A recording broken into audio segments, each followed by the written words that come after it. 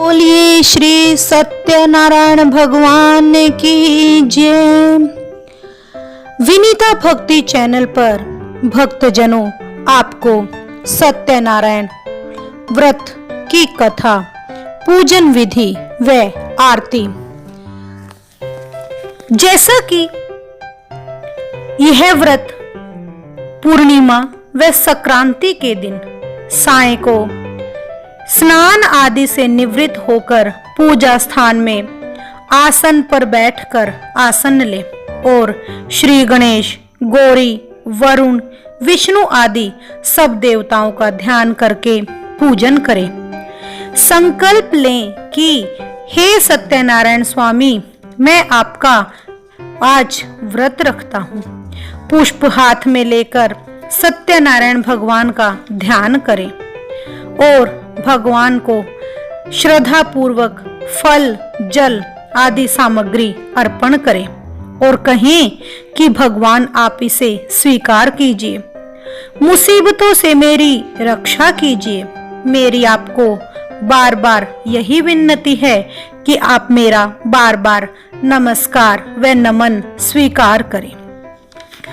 सत्यनारायण व्रत कथा का पहला अध्याय।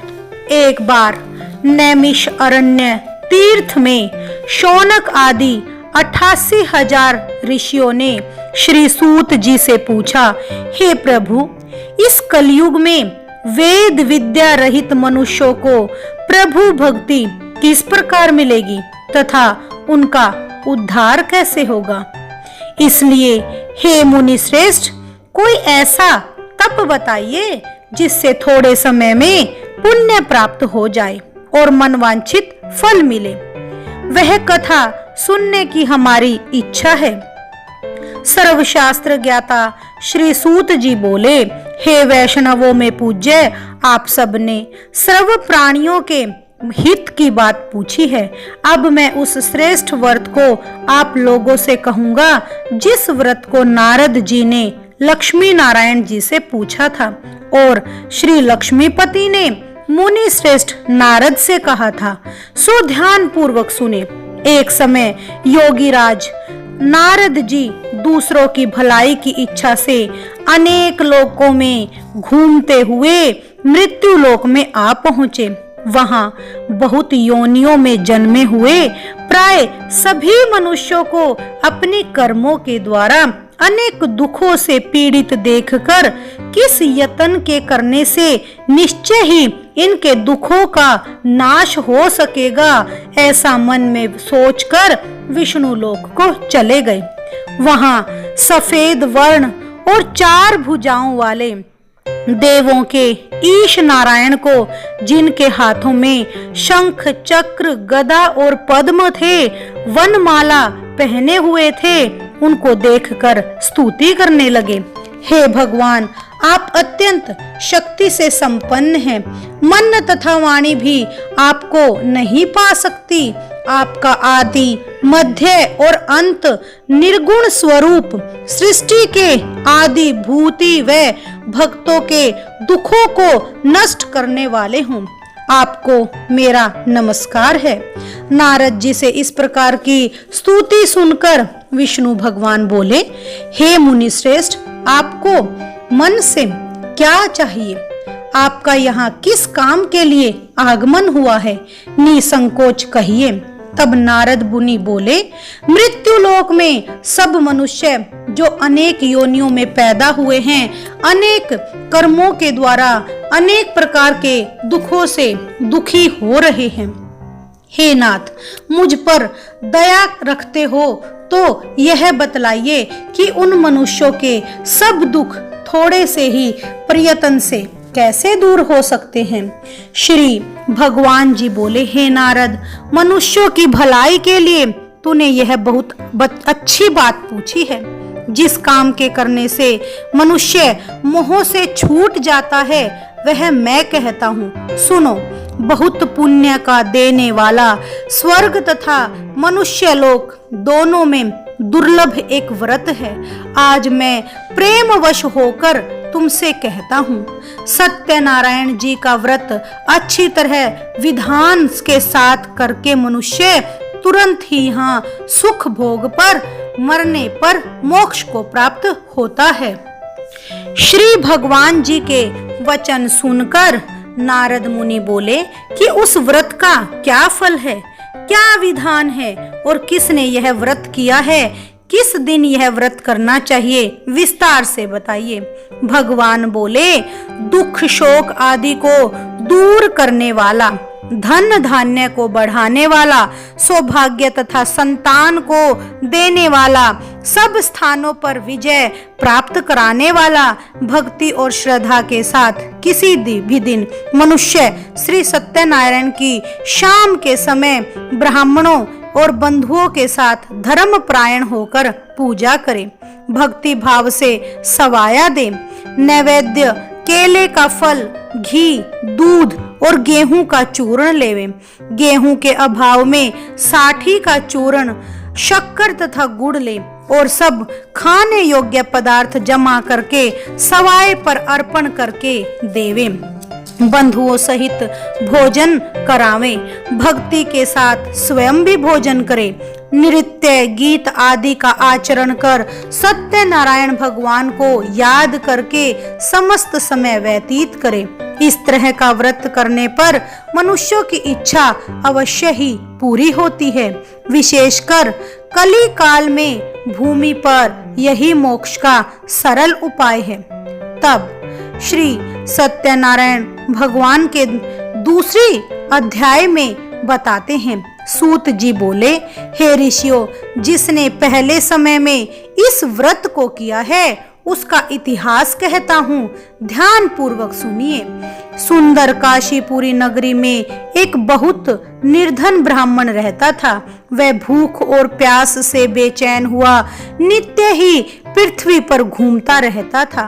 ब्राह्मणों को प्रेम करने वाले भगवान ने ब्राह्मण को दुखी देखकर बूढ़े ब्राह्मण का रूप धरकर उसके पास जाकर आदर के साथ पूछा कि हे विप्र, नित्य दुखी हुआ पृथ्वी पर क्यों घूमते हो?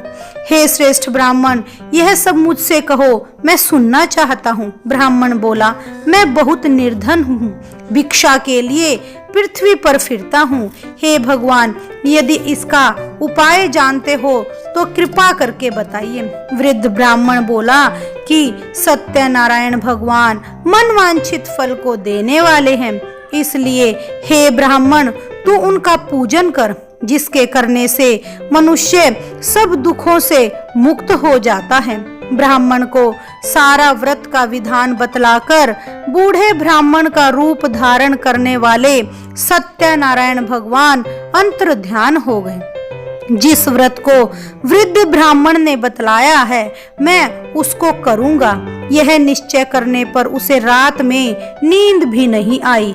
वह सवेरे ही उठा, सत्यनारायण के व्रत का निश्चय कर भिक्षा के लिए चल पड़ा। उस दिन उसको भिक्षा में बहुत अधिक धन मिला, जिससे बंधु बांधवों के साथ उसने सत्यनारायण का व्रत किया।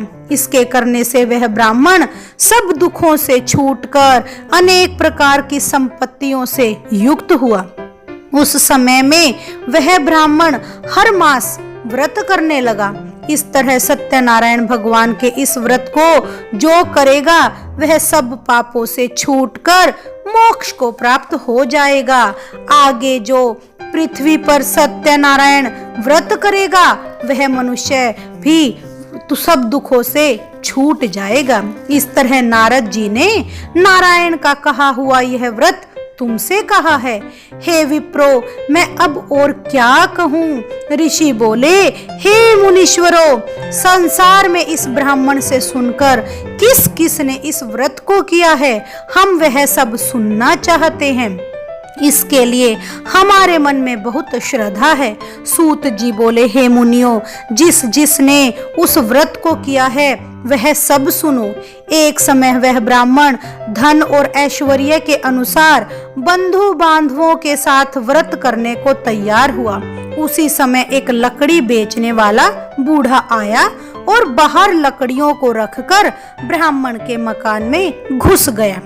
प्यास से दुखी लक्कड़हारे ने उसको व्रत करते देखकर लक्कड़हारा ब्राह्मण को नमस्कार करके कहने लगा कि आप यह क्या कर रहे हैं और इसके करने से क्या फल मिलता है, कृपा करके मुझसे कहो। ब्राह्मण ने कहा, सब मनोकामनाओं को पूरा करने वाला यह सत्यनारायण भगवान का व्रत है। इसी की कृपा से हमें यहाँ धन धान्य आदि की वृद्धि हुई है। ब्राह्मण से इस व्रत के बारे में जानकर लक्कड़हारा बहुत खुश हुआ, चरणामृत लिया और प्रसाद खाने के बाद अपने घर को चला गया। लक्कड़हारे ने मन में इस प्रकार का संकल्प किया कि आज गांव में लकड़ी बेचने से जो धन मुझे मिलेगा उसी से सत्यनारायण देव का मैं यह उत्तम व्रत करूंगा। यह मन में विचार कर वह बूढ़ा ब्राह्मण लकड़ियां अपने सिर पर रखकर जिस नगर में धनवान लोग रहते थे वह ऐसे सुंदर नगर में गया। उस रोज वहां पर उसे उन लकड़ियों का दाम पहले दिनों से 4 गुना मिला। तब वह बूढ़ा लक्कड़हारा दाम लेकर और अति प्रसन्न होकर पक्के केले की फली, शक्कर, घी, दूध और दही, गेहूं का चूर्ण इत्यादि सत्यनारायण भगवान के व्रत की कुल सामग्रियों को लेकर अपने घर चला गया। फिर उसने सब अपने भाइयों को बुलाकर विधि के साथ भगवान जी का पूजन और व्रत किया। उस व्रत के प्रभाव से बूढ़ा लक्कड़हारा धन पुत्र आदि से युक्त हुआ और संसार के समस्त सुख भोग कर बैकुंठ को चला गया। तब सूत जी बोले, हे मुनि श्रेष्ठों, अब मैं आपको सत्यनारायण व्रत कथा का 3रा अध्याय सुनाता हूँ। अब आगे की कथा कहता हूँ, सुनो। पहले समय में उल्कामुख नाम का एक बुद्धिमान राजा था। वह सत्यवक्ता और जितेंद्रिय था। प्रतिदिन देव स्थानों में जाता, गरीबों और धन देकर उनके कष्ट दूर करता था। उसकी पत्नी कमल के समान मुख वाली और सती साध्वी थी। भद्रशिला नदी के तट पर उन दोनों ने सत्यनारायण देव का व्रत किया। उस समय में वहां एक साधु वैश्य आया। उसके पास व्यापार के लिए बहुत सा धन था। नाव को किनारे पर ठहराकर राजा के पास गया और राजा को व्रत करते देखकर विनय के साथ पूछने लगा, हे राजन, भक्ति युक्त चित्त से यह आप क्या कर रहे हैं? मेरी सुनने की इच्छा है, आप मुझे बताइए। राजा बोला, हे साधु, अपने भाइयों के साथ पुत्र आदि की प्राप्ति के लिए यह महान शक्तिवान सत्यनारायण भगवान का व्रत व पूजन किया जा रहा है। राजा के वचन सुनकर साधु आदर के साथ बोला, हे राजन, मुझसे इसका सब विधान बताइए, मैं भी आपके कहे अनुसार इस व्रत को करूंगा। मुझे भी कोई संतान नहीं है तो इससे अवश्य ही हो जाएगी। राजा से सब विधान सुन व्यापार से निवृत्त हो आनंद के साथ घर गया। साधु ने अपनी स्त्री से संतान देने वाले उस व्रत का समाचार सुनाया और कहा कि जब मेरे संतान होगी तब मैं इस व्रत को करूंगा। साधु ने ऐसे वचन अपनी स्त्री लीलावती को कहे। एक दिन उसकी स्त्री लीलावती पति के साथ आनंदित हो सांसारिक धर्म में प्रवृत्त होकर सत्यनारायण भगवान की कृपा से गर्भवती हो गई और 10वें महीने में उसके एक सुंदर कन्या का जन्म हुआ। दिन दिन वह कन्या इस तरह बढ़ने लगी जैसे शुक्ल पक्ष का चंद्रमा बढ़ता है। कन्या का नाम कलावती रखा गया। तब लीलावती ने मीठे शब्दों में अपने पति से कहा कि आपने जो संकल्प किया था वह भगवान का व्रत करूंगा तो वह आप उसे अब करना शुरू कर दें। साधु बोले, हे प्रिय, इसके विवाह पर मैं व्रत करूंगा। अपनी पत्नी को आश्वासन देकर वह नगर को चला गया। कलावती पिता के घर में बड़ी हो गई। साधु ने जब नगर में सखियों के साथ अपनी पुत्री को देखा तो तुरंत ही दूत बुलाकर कहा कि मेरी पुत्री के वास्ते कोई सुयोग्य वर देख कर लाओ। साधु की आज्ञा पाकर दूत कंचन नगर पहुंच गया और वहां पर बड़ी खोज कर देखभाल कर लड़की के लिए सुयोग्य व्यापारी पुत्र को ले आया। उस सुयोग्य लड़के को देखकर साधु ने अपने भाई बंधुओं सहित प्रसन्नचित्त होकर अपनी पुत्री का विवाह उसके साथ कर दिया। किंतु दुर्भाग्य से विवाह के समय भी वह व्रत करना भूल गया। तब श्री भगवान क्रोधित हो गए और श्राप दिया कि तुम्हें बहुत दुख प्राप्त होगा। अपने काम में कुशल साधु बनिया अपने जमाई सहित समुद्र के समीप रतनपुर नगर में पहुंच गया और वहां दोनों ससुर जमाई चंद्रकेतु राजा के नगर में पहुंचे और व्यापार करने लगे। एक दिन भगवान सत्यनारायण की माया से प्रेरित होकर कोई चोर राजा का धन चुराकर शीघ्रता से भागा जा रहा था, किंतु पीछे से राजा के दूतों को आता देखकर चोर ने घबराकर भागते भागते धन को वहीं चुपचाप रख दिया। वहां वह दोनों ससुर जमाई ठहरे हुए थे। तब दूतों ने उस साधु वैश्य के पास राजा के धन को रखा हुआ देखा तो दोनों को बांध कर ले गए और प्रसन्नता से दौड़ते हुए राजा के पास जाकर बोले, यह दो चोर हम पकड़ कर लाए हैं, देख कर आज्ञा दे। राजा की आज्ञा से उनको कठिन कारावास में डाल दिया गया और उनका धन राजा ने छीन लिया।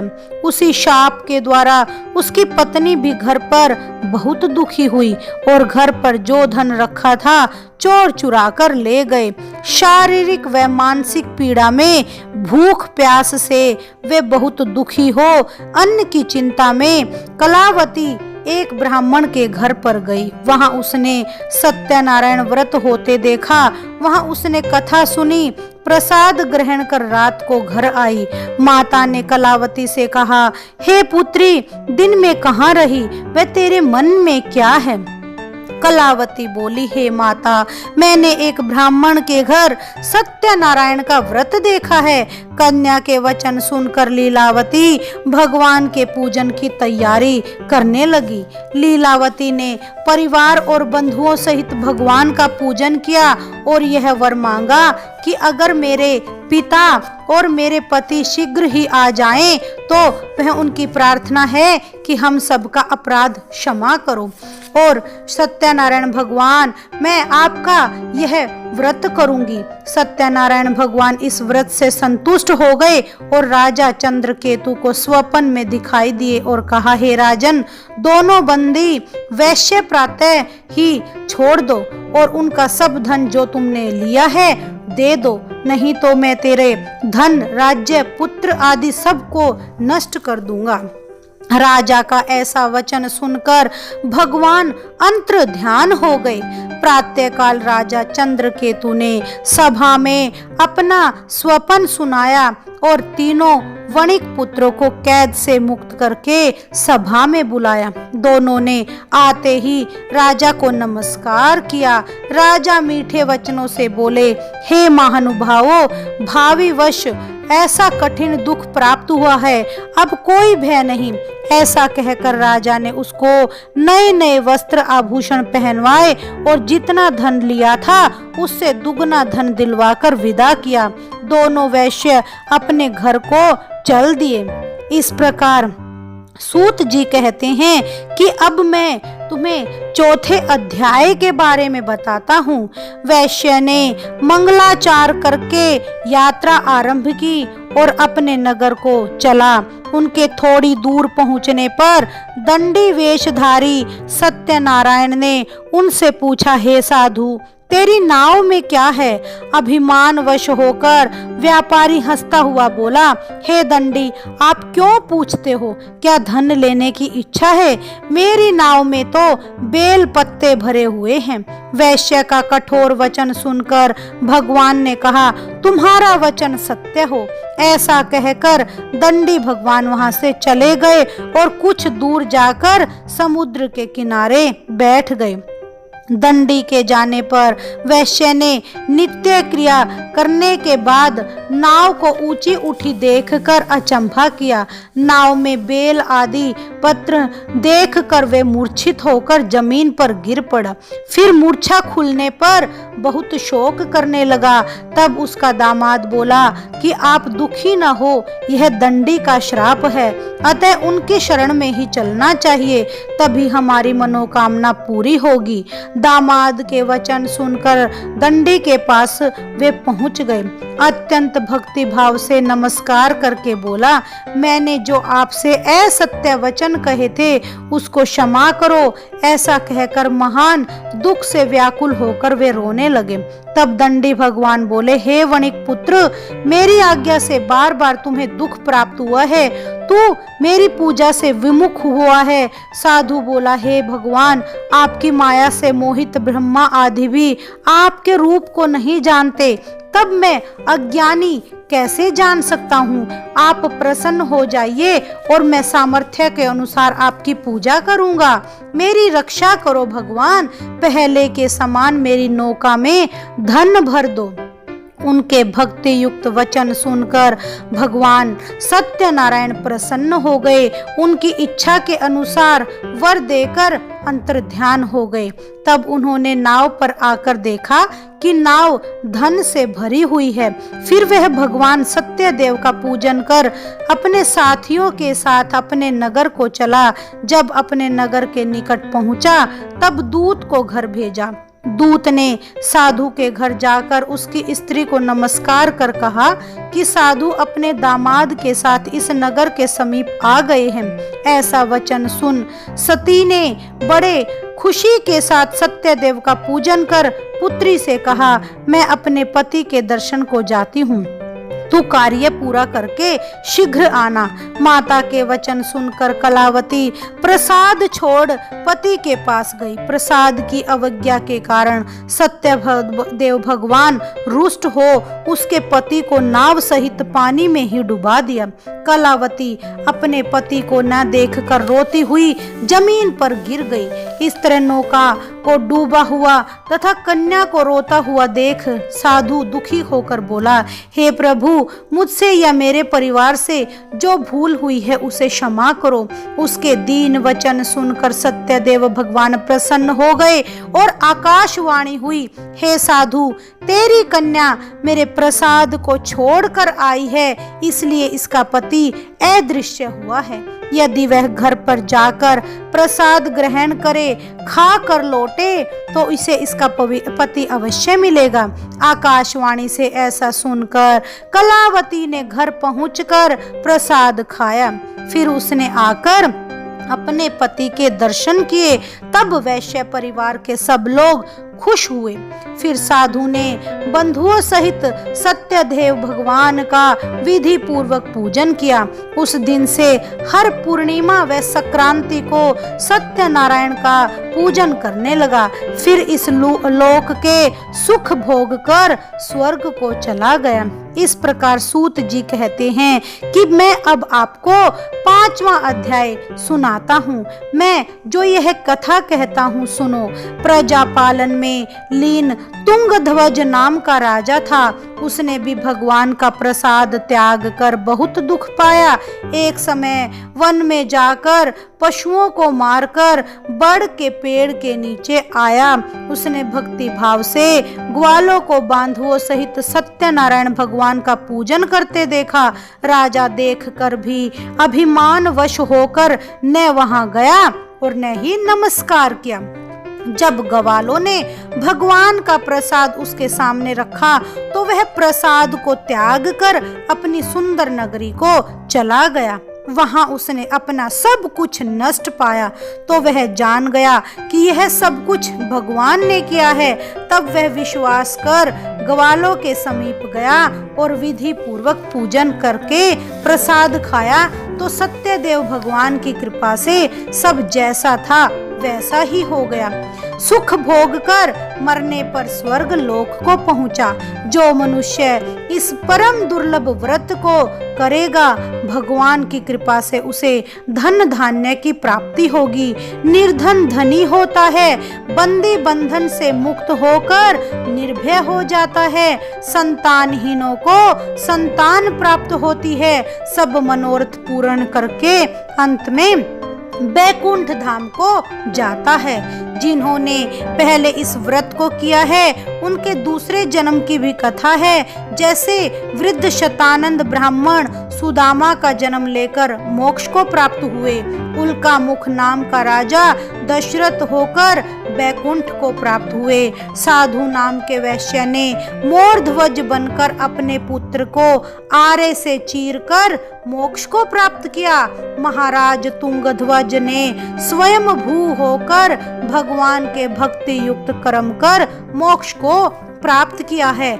अतः भक्तों, जब भी आप सत्यनारायण भगवान का व्रत करते हैं तो पूर्ण श्रद्धा के साथ उस व्रत को कीजिए और आसन पर बैठकर भगवान के सामने यह संकल्प लें कि हे भगवान, मैं आपका यह व्रत पूरी श्रद्धा के साथ करता हूँ, अतः आप मेरा कल्याण करें।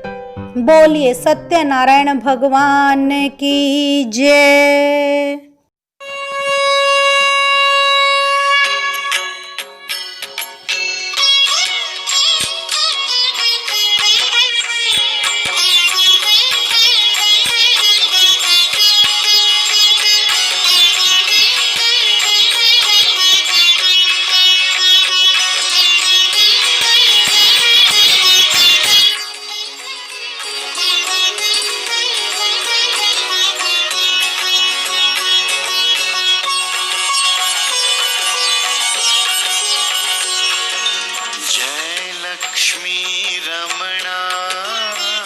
स्वामी श्री लक्ष्मी रमणा, सत्यनारायण स्वामी, सत्यनारायण स्वामी, जनपातक हरणा, स्वामी जय लक्ष्मी रमणा।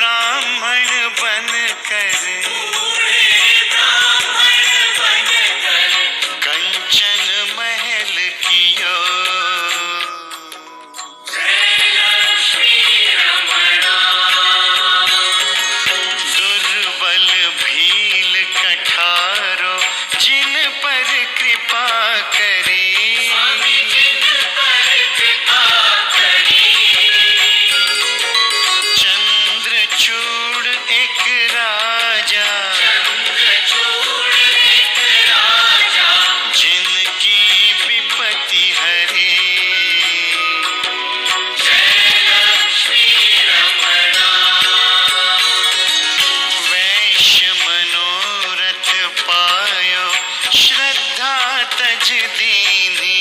स्वामी श्रद्धा तज दीनी।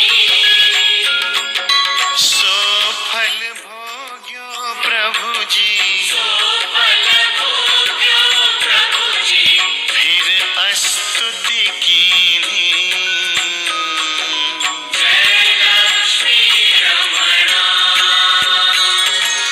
भाव भक्ति के कारण छिन छिन रूप धर्यो। स्वामी छिन छिन रूप धर्यो।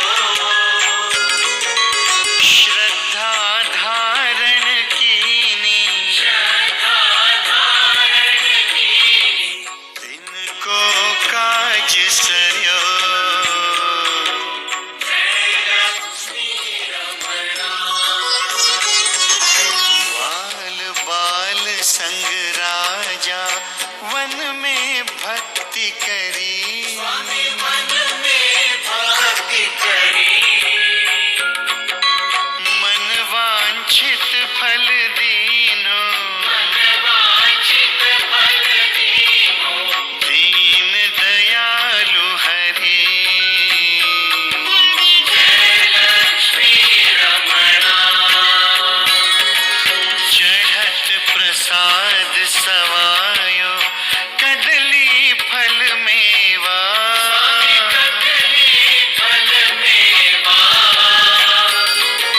धूप दीप तुलसी से। दीप तुलसी से। राजी सत्य देवा। जय लक्ष्मी रमणा। सत्यनारायण जी की आरती जो कोई